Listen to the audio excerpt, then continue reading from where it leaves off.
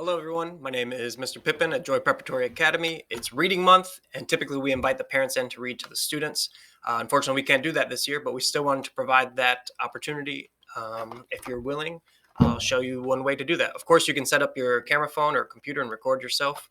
Another way is to jump on Hoopla. As long as you have a library card, you can have access to, a million ebooks. You can throw it up on your screen. I'm using Screencastify to record myself. It is free for 5 minutes, so I'm going to keep this short and hopefully knock out this video in 5 minutes. This is Pugtato Finds a Thing by Sophie Corrigan. This is Pugtato. He's a simple, good spud. He often can be found digging in the mud. One day as he planted some seeds in the ground, he dug up a thing all shiny and round. Pugtato thought hard, but he hadn't a clue what this thing was or what it could do. So he cleaned up the thing and took it away to show his best spuddies to see what they'd say. High in the shrub, Tweetroot fluttered her wing.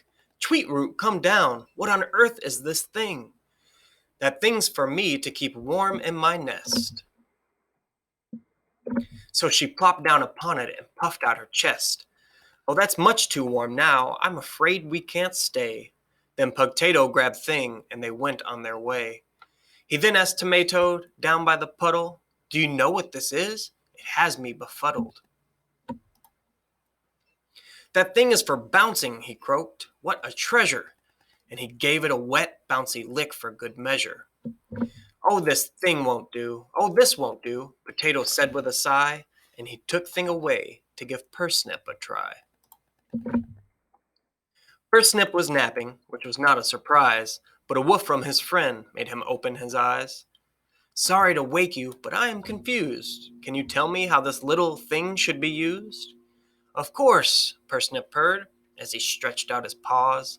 That thing is for scratching, to sharpen my claws. As soon as Pugtato heard Pursnip's advice, he had second thoughts. Scratching's not very nice. Finding out about Thing was a difficult task, but Pugtato had lots more best buddies to ask. Carrat thought Thing was for gnawing and chewing, and Cowbidge, well, he simply stared at it, mooing.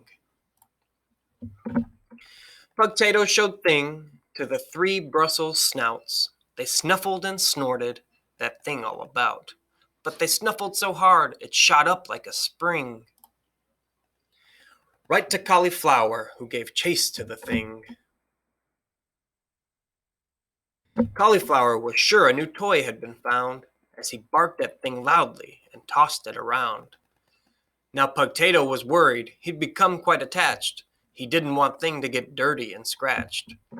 But then Thing rolled away from his best buddy's paws. It landed near Crocoli's big snappy jaws.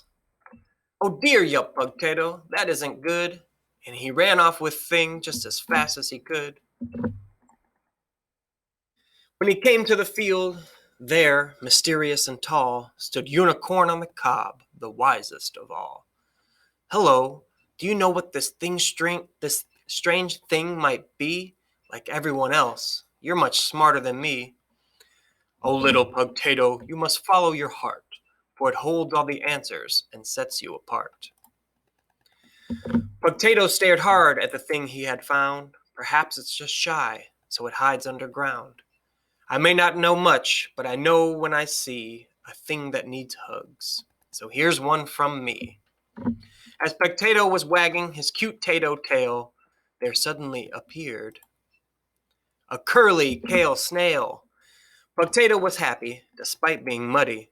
I know what you are. You're my newest, best spuddy. This is Pugtato. He may not feel smart, but he's wiser than most when he follows his heart. So this book was for her Nan, who loved a good spud, and that was Pugtato Finds a Thing. Just takes 5 minutes.